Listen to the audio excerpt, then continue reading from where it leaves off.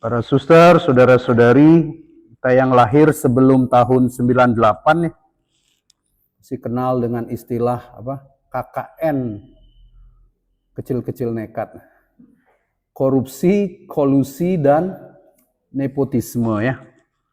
Nepotisme adalah ketika jabatan, kesempatan, privilege diberikan bukan berdasarkan kelayakan atau merit ya, melainkan karena relasi.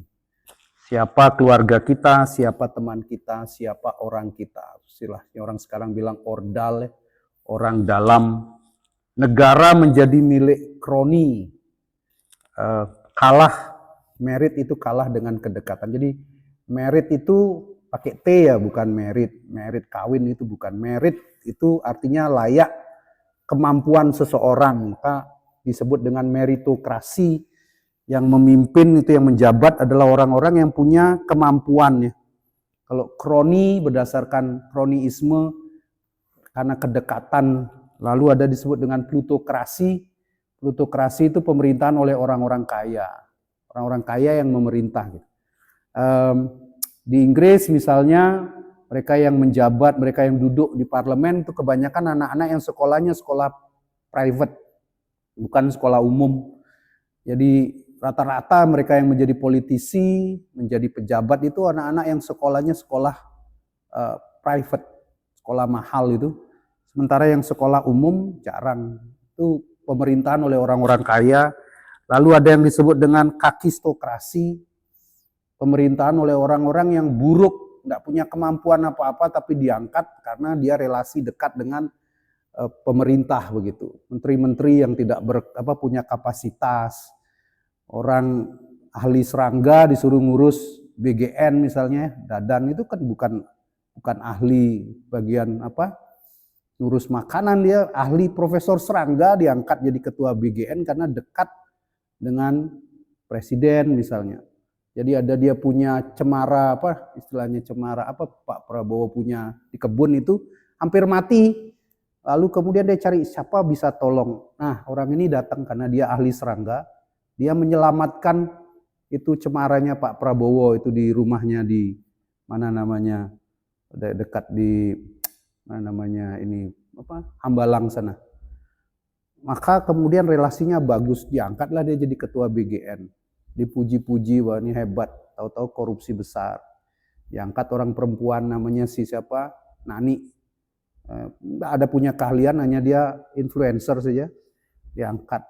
Nah, baru yang sekarang ini yang kita rasa ini ada perubahan lah. Jadi orang diangkat itu bukan karena dia punya kemampuan, tapi karena kedekatan.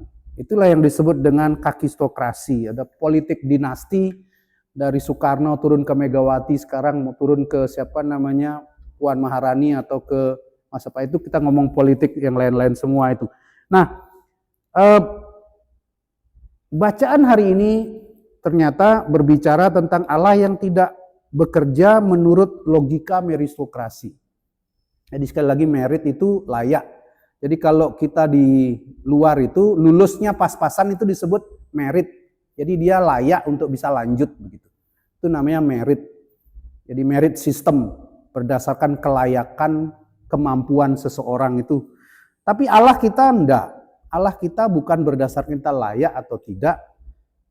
Yehezkiel pada hari ini berkata, bertobatlah dan berbaliklah dari segala pelanggaranmu, ciptakanlah bagimu hati yang baru dan roh yang baru. Allah tidak mengunci seseorang dalam masa lalunya, tidak menghukum karena dosa ayahnya. Orang berdosa yang bertobat pun tidak ditolak karena masa lalunya. Jadi kata-kata terkenal dari Bapak Fransiskus itu apa? Tidak ada orang berdosa yang tidak punya masa depan. Dan tidak ada orang suci yang tidak punya masa lalu yang jelek. Jadi Tuhan kita itu Tuhan yang tidak memandang apapun masa lalu kita.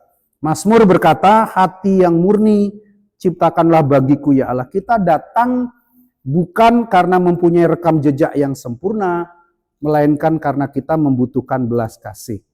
Dan kemudian Yesus dalam Injil hari ini yang sangat indah, biarkanlah anak-anak itu datang kepadaku, jangan menghalang-halangi mereka.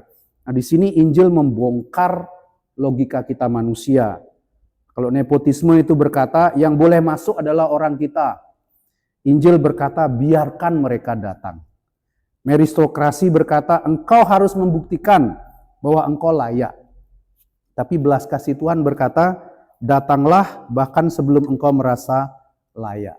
Nah, di sini kita belajar dari anak-anak bertepatan dengan Santo Tarsisius, pelindung para misdinar, pelayan putra-putri altar.